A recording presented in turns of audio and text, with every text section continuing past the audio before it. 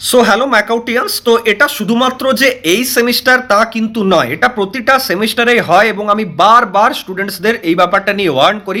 তোমরা যারা first year second year আছো বা থার্ড ইয়ার স্টুডেন্ট আছো বা ফোর্থ ইয়ার ধরো, তারা তো এখন অনেকটা বুঝতে পেরে গেছো যে তোমাদের কি ভুল বা কোন জায়গায় ঠিক করা উচিত বা কি আর কি করতে হবে, এসব কিছু বুঝে গেছো। বাট যারা আর্লি টাইমসে আছো, মানে ফার্স্ট ইয়ার সেকেন্ড ইয়ারে আছো মেনলি, তাদের একটা ভুল কোথায় সেটা হচ্ছে যে তোমরা অলওয়েজ, আমি দেখেছি যে এই যে কোর্সের এনরোলমেন্টসের থ্রুই আমি মেনলি বুঝতে পারি যে আজ থেকে এক মাস আগে হয়তো কোর্সে অতটা এনরোলমেন্টও হবে না বা কোর্স যারা নিয়েছে তারাও অতটা পড়বে না, কিন্তু এই যখনই সেমিস্টার এক্সামের একবার নোটিশ চলে এলো, মানে মোটামুটি 20-22 দিন আগে, তখন থেকে কিন্তু এই যে মানে পড়াশোনা করার যে একটা হড়গড় সেটা কিন্তু শুরু হয়ে যায়। বা সেখানে দেখা যায় যে কোর্সের এনরোলমেন্টও কিন্তু প্রচুর। আজকেই হয়তো মোটামুটি আমি দেখছি 30-40 জন কোর্সে এনরোল করছে একটা সিঙ্গেল কোর্সে, তাহলে ওভারঅল কোর্সে তুমি ধরে নাও যে 200-300 জন এনরোল করছে।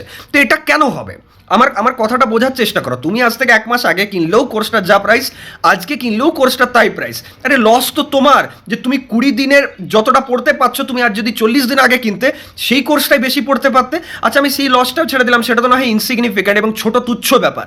সব থেকে বড় গুরুত্বপূর্ণ ব্যাপার হচ্ছে যে তুমি এটা কেন ভুলে যাচ্ছ যে আজকে সিচুয়েশন আজ থেকে 4 বছর আগে বা 8 বছর আগে যে সিচুয়েশন ছিল তার মতো কিন্তু নয়। আমরা যে ইয়ারে পাস আউট করেছি না, একজন স্টুডেন্টের কাছে 3-4টা করে প্লেসমেন্ট অফার থাকতো, এবং যারা অ্যাভারেজ স্টুডেন্ট আমি তাদের কথা বলছি, অন ক্যাম্পাসের কথা, এবং সেটাও ডিসেন্ট কোম্পানিজ, ডিসেন্ট মানে প্যাকেজের সাথে। তাহলে কি তখন প্লেসমেন্টের সিচুয়েশন অন ক্যাম্পাস প্রচুর ভালো ছিল, অফ ক্যাম্পাস তো ছেড়েই দাও। যে অফ ক্যাম্পাস ক্র্যাক করছে মানে সে বিশাল ট্যালেন্টেড।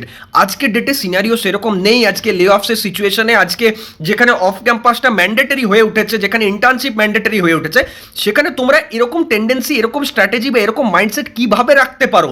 তোমার একটা জিনিস তো বোঝা উচিত যে সেমিস্টারটা 20 দিন পরে যেমন তেমন করে পার করে দিলাম, চাকরি পেয়ে যাবে এরকম করলে পাবে না।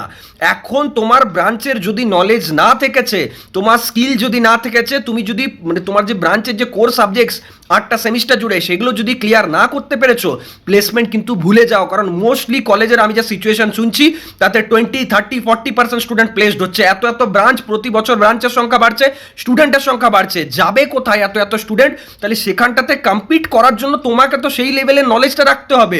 তুমি যদি ইলেকট্রিক্যাল নিয়ে পড়ছো আর মেশিনের একটা যাবতীয় তোমার বেসিক নলেজ নেই, এবার তুমি সেটা টার্গেট করছো যে আমার তো সেমিস্টার পাস হওয়া মতলব একটা 6.8 বা 7.9 একটা করে দিলেই হলো, বা 8.9 করে দিলাম, আর আমার ব্যাকলগ না এলেই চলবে দাদা, বাকি ব্রাঞ্চ নলেজ হোক না হোক কোনো ক্ষতি নেই। তো এরকম করলে কি প্লেসমেন্ট পাবে? আমাকে বোঝাও। তুমি তুমি তোমার কলেজকে দোষারোপ করো, তুমি তোমার টিপিওকে দোষারোপ করো, তুমি সিচুয়েশনকে দোষারোপ করো, সিস্টেমকে দোষারোপ করো, কোনো যায় আসে না সিস্টেমেরও কলেজেরও।